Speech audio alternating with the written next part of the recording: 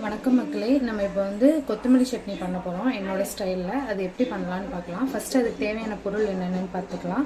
ஒரு table spoon உளுந்தம்பருப்பு, 2 தக்காளி, அப்புறம் ஒரு 4-5 செல் வந்து தேங்காய் சில்லை வந்து சின்ன சின்னதாக கட் பண்ணி வச்சுருக்கேன். அப்புறம் 2 வெங்காயம், வெள்ளைப்பூடு, இஞ்சி, வத்தல், அப்புறம் மல்லி இலை.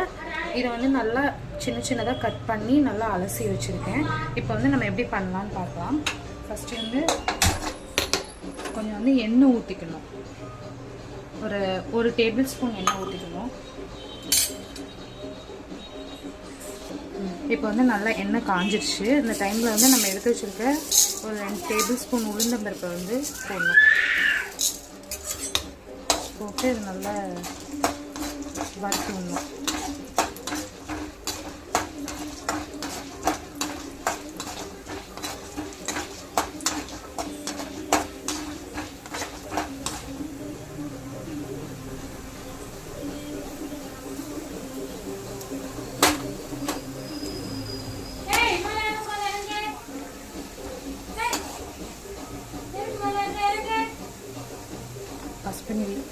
உளுந்தம்பருப்பு வந்து நல்லா சதக்க வந்துருச்சு. இந்த டைமில் வந்து நம்ம கட் பண்ணி வச்சுருக்க வெங்காயம், அப்புறம் வெள்ளைப்பூடு, அப்புறம் ஒரே ஒரு துண்டு இஞ்சி எடுப்பேன், அதை போட்டுக்கலாம்.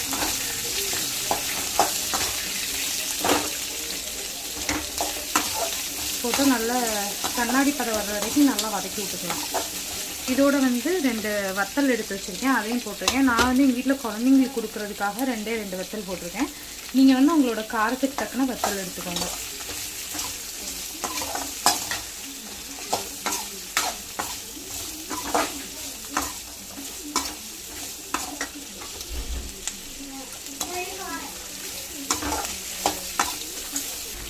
இப்போ வந்து வெங்காயம் அந்த கண்ணாடி பதம் வந்துச்சு. இந்த ஸ்டேஜில் வந்து நம்ம கட் பண்ணி வச்சுருக்க தக்காளி போட்டுக்கலாம்.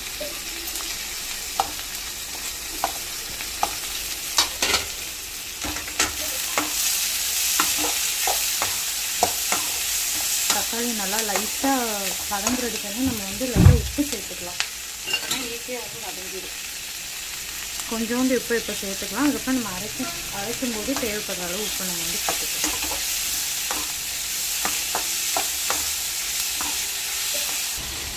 இப்போ வந்து தக்காளி வந்து நல்லா வதங்கிடுச்சு லைட்டாக. இதோட வந்துட்டு நம்ம அலசி வச்சுருக்க புதினாவை சேர்த்துக்கலாம்.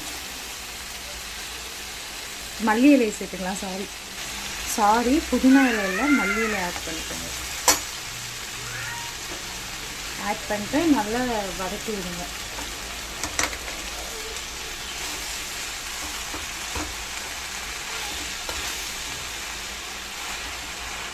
இதை நல்லா வதக்கிட்டு நம்ம பார்க்கலாம்.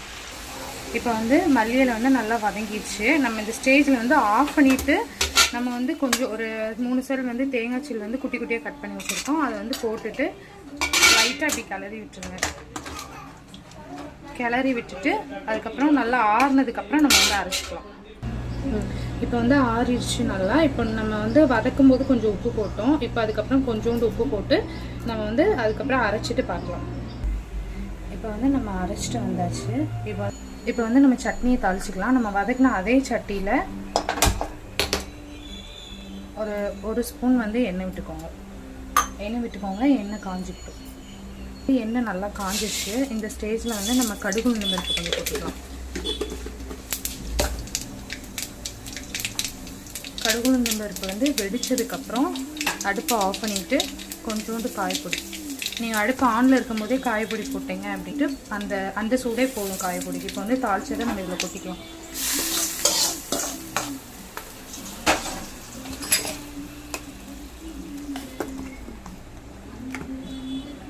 அவ்வளோதான், மல்லி சட்னி வந்து ரெடி ஆயிடுச்சு. இந்த ரெசிபியை வந்து நீங்களும் ட்ரை பண்ணி பார்த்துட்டு டேஸ்ட் எப்படி இருக்குன்னு சொல்லுங்கள். இந்த வீடியோ பிடிச்சிருந்ததுன்னா லைக் பண்ணுங்கள், ஷேர் பண்ணுங்கள், கமெண்ட் பண்ணுங்கள், சப்ஸ்கிரைப் பண்ணுங்கள்.